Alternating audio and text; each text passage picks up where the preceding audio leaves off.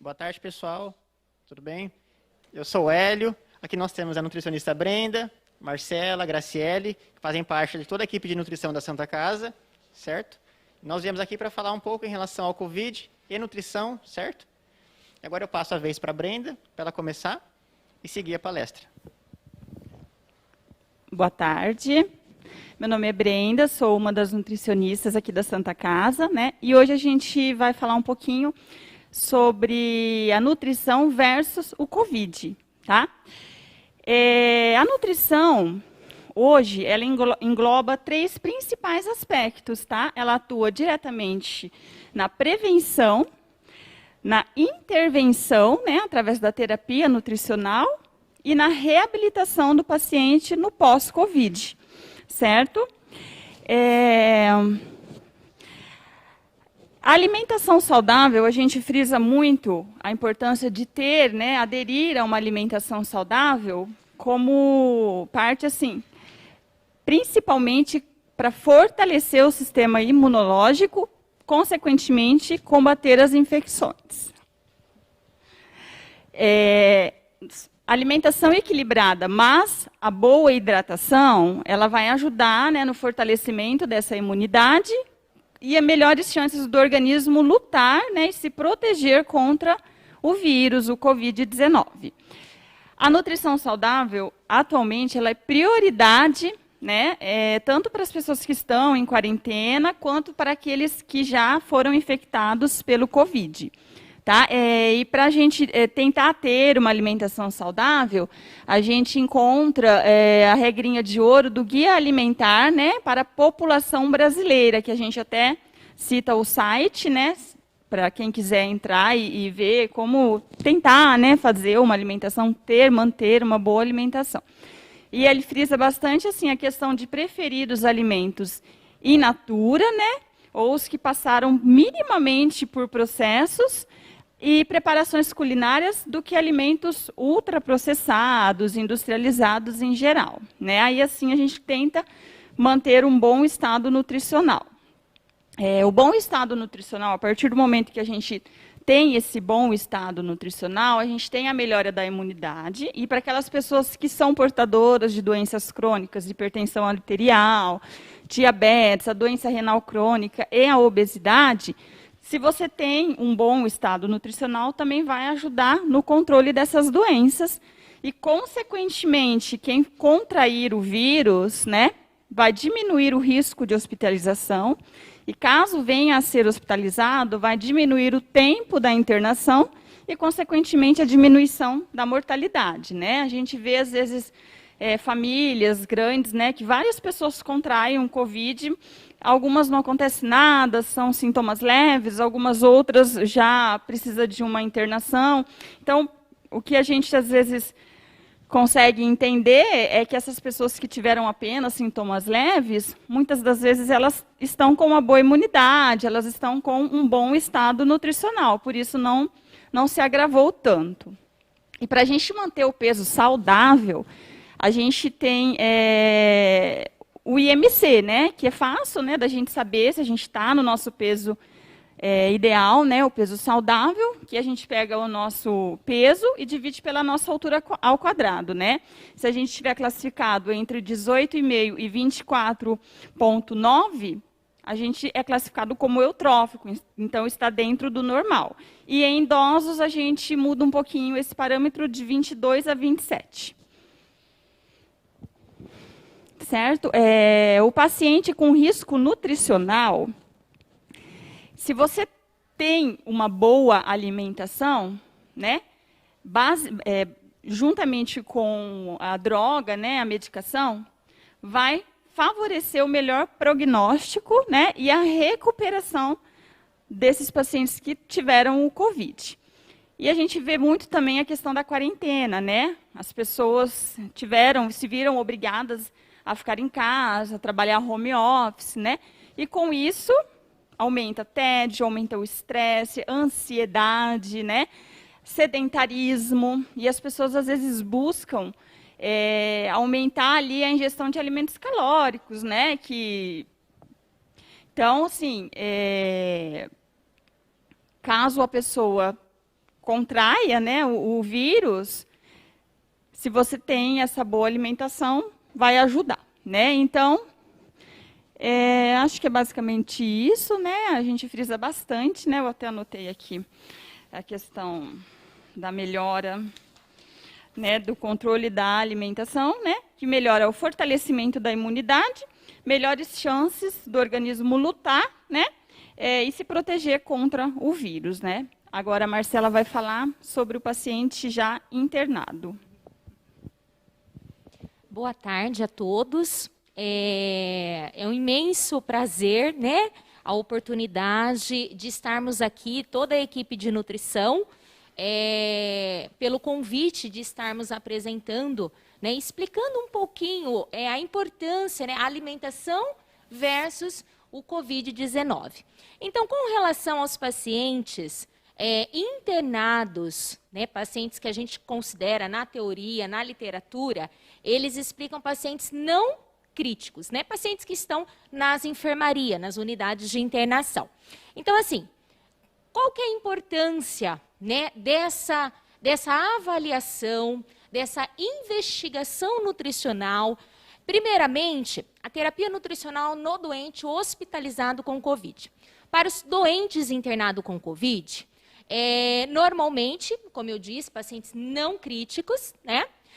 O suporte nutricional é um dos componentes essenciais da prestação de cuidados da saúde a todos os doentes. Então, a gente pensa no seguinte, aquele paciente que chega para nós já se considera um paciente, né, que um risco aí de maiores complicações com o Covid, né? A avaliação nutricional o quanto antes, né? A conduta dietoterápica deste paciente, né? E também o acompanhamento nutricional após a alta desse paciente. E a gente está monitorando este paciente desde a internação até mesmo a alta deste paciente. Então, recomenda-se que os doentes com Covid, sem risco, devem manter uma ingestão proteica.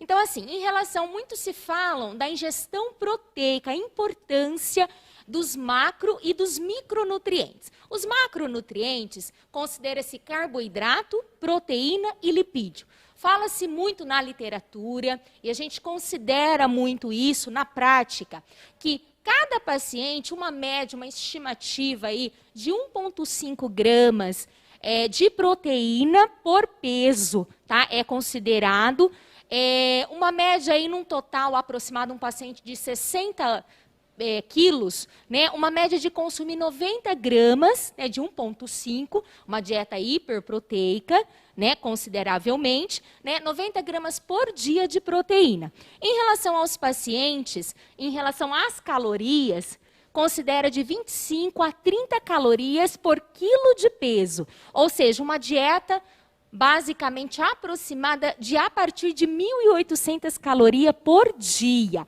E também se fala muito das vitaminas, as vitaminas A, o zinco, um mineral muito importante no sistema imunológico, para fortalecer o sistema imunológico, a vitamina A vitamina C, antioxidante, e tem o ômega 3, o ômega 6, que são gorduras saudáveis, que elas têm uma ação anti-inflamatória no nosso organismo, né? Porque nada mais é que o Covid é uma infecção, né, grave pulmonar.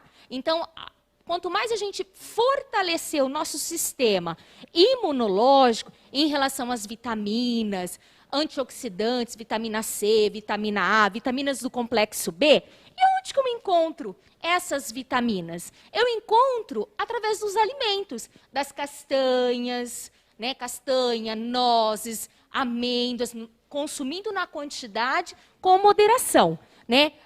As frutas, as verduras, os legumes, os cereais integrais, né? E fala-se muito também com relação à hidratação, né? A hidratação, ela é muito importante, a água, tá? Ela é muito importante. Até recomenda na literatura de 35 a 40 ml de água por quilo por peso.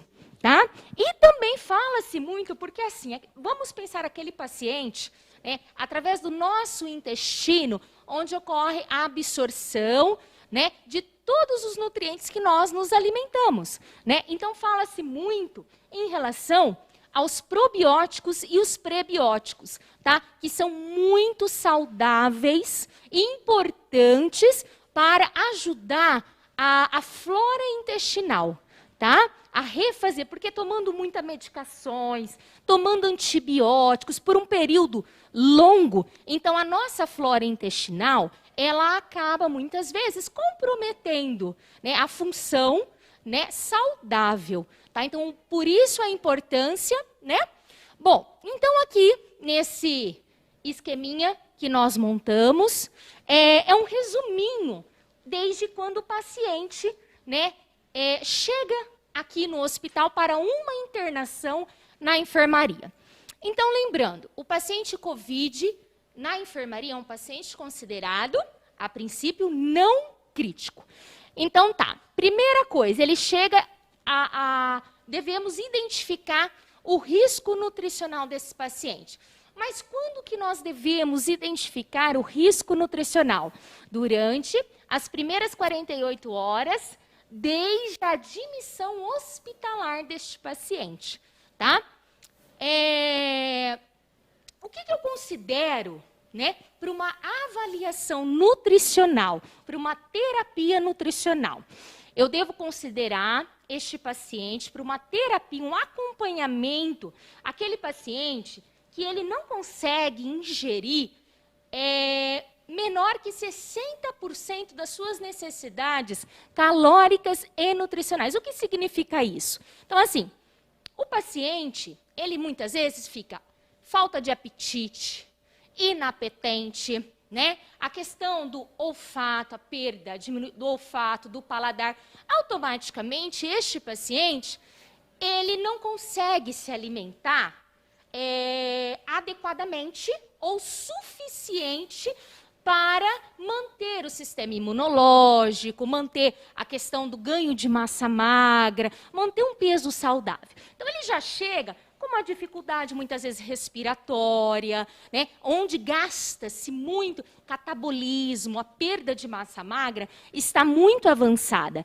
Então, pensando dessa forma, é um paciente que eu preciso, né, é importante eu seguir uma terapia nutricional individualizada. Tá? Então, pensando assim, eu vou avaliar este paciente conforme o peso, conforme a altura, conforme o índice de massa corpórea, conforme a necessidade proteica, né, conforme a necessidade calórica, para manter este paciente num peso saudável. Tá? Aonde entra o suporte nutricional, onde entra a necessidade, muitos dos pacientes, vamos considerar, necessita pacientes de um suplemento, um suporte calórico e nutricional. Por quê? Através da alimentação via oral, o paciente não consegue. Não é porque ele não quer, mas ele não consegue ingerir a quantidade necessária para suprir as suas necessidades fisiológicas, calóricas, né? Então, assim, tomando muito antibiótico, medicações, né? Às vezes falta de apetite, o próprio olfato e o paladar, a gente já fica assim, a questão da hidratação, às vezes não consegue ingerir, né, a quantidade de líquido, de água suficiente, né? Então, é necessário o suporte, né, o suplemento nutricional via oral. Sendo assim, este paciente, né, uma evolução positiva, né, a ingestão energética e proteica superior a 60% das necessidades estimadas. Dessa forma, eu devo avaliar este paciente de 48 a 72 horas após a internação desse paciente, porque é muito importante a manutenção. Não só eu ali investigar, nosso paciente ali tem um baixo peso, o paciente tem algumas comorbidades. Então, eu devo considerar pelo menos um desses critérios. Quando o paciente é maior que 65 anos, a presença de comorbidades como diabetes, hipertensão, insuficiência renal, doença pulmonar obstrutiva crônica, doentes imunodeprimidos, como é o caso dos pacientes em tratamento oncológico, pacientes renais, tá? Anorexia, falta de apetite, diminuição da ingestão alimentar, doente com história de perda de peso. Então, por isso a importância da avaliação nutricional aí, nas primeiras 48 horas após a admissão desse paciente. Doente com índice de massa corpórea menor que 20, abaixo peso. Doente com IMC maior que 25, a gente já considera um paciente sobrepeso, né, como se fala muito sobre a obesidade, né, o risco, né, dos pacientes acima do peso, e também aqueles pacientes que têm problemas, né, como eu falo, problemas às vezes refluxo, uma diarreia frequente, porque perde, né, as vitaminas, perde os líquidos, né, os minerais, então assim, frisando para vocês o quanto é importante a abordagem terapêutica, né, terapêutica desse paciente, já no ato, nas primeiras 40 horas após a admissão. Tá joia? Então, eu passo a palavra agora para o Hélio, nutricionista. Olá, novamente. Eu vou aqui agora falar um pouco em relação aos pacientes que estão em uso de sonda enteral e com COVID. Então, como que a gente sabe que os pacientes que usam sonda enteral, previamente eles já vêm com uma deficiência de alimentação anteriormente, que foi por isso que foi necessário passar a sonda enteral. Às vezes por perda de apetite, perda de paladar, às vezes algum problema físico que ele não consegue se alimentar, ou então até o próprio entubamento em relação ao COVID. Então, por esses motivos, a gente pode separar esse paciente com COVID com nutrição enteral em dois. O paciente que está entubado e o paciente que não está entubado. O paciente que está entubado, ele tem que receber a alimentação em até no máximo 12 horas. Certo? E o paciente que não está entubado, ele pode receber entre 24 e 48 horas. Mas claro que a gente sabe que quanto mais cedo ele receber, mais fácil vai ficar para ele recuperar em relação à doença. Certo? Pode passar. Nessa primeira tabela aqui tem a recomendação de energia e proteína para os pacientes que estão com COVID, mas aqueles que estão ainda dentro do peso, aqueles que ainda não estão desnutridos ou nada do tipo, que só têm o COVID até o momento. Então, a recomendação de calorias e energia e proteína para esse paciente pode começar com 15 quilocalorias por quilo de peso e progredindo até 25 quilocalorias por quilo de peso na primeira semana. Então, a gente começa com 15 e vai até 25, certo? Proteína começa com hiperproteica, a partir de 1,2 e também sobe até 2 gramas por quilo de peso atual, juntamente com a energia. Então, os dois vão subindo gradativamente. Se esse paciente for obeso, a gente, em vez de usar o peso atual dele para fazer esse cálculo, a gente usa o peso ajustado dele, certo? Se ele tiver o IMC entre 30 e 50. Então, é com o peso ajustado. Isso. Nessa próxima tabela, na primeira ali, a gente pode ver a energia e proteína para pacientes idosos que estão com baixo peso ou então aqueles que são polimórbidos, né? Tem várias doenças. Então, a energia para esses pacientes é um pouco mais alta, justamente por eles estarem emagrecidos, eles precisarem de um aporte calórico um pouco maior, certo? Por serem idosos também. E a proteína é a mesma coisa, né? Um pouco maior também. Em relação à energia, são 30 quilocalorias por quilo de peso atual desse paciente. E a proteína também é hiperproteica, é maior que 1 grama por quilo de peso no dia desses pacientes. E na tabela do lado, vocês podem ver a energia e proteína recomendável para o paciente que está em renal fazendo hemodiálise, ou então aquele que é diabético, que a recomendação para eles são as mesmas. Começar também com 25 quilocalorias por peso atual no dia e ir progredindo na primeira semana até alcançar 30. E a proteína, novamente, hiperproteica, acima de 1,2 grama por quilo de peso dia, atual também. Certo? Vocês puderam ver que sempre a proteína vai ser alta nesses pacientes, independente dele ser obeso, dele ter problema renal e fazer hemodiálise, ou diabético, ou então estar eutrófico, sempre vai ser alta, justamente pelo fato desse paciente perder muita massa magra. Então, a gente tem que, no máximo, conservar o máximo que a gente puder dessa massa muscular desse paciente. Até porque ele está acamado, ele não consegue se mexer muito. Então, o nosso músculo funciona da seguinte forma: quanto menos a gente mexe ele, menos o nosso corpo entende que a gente precisa dele. Então, ele vai se definhando automaticamente. Isso se agrava ainda mais com o quadro do paciente com COVID.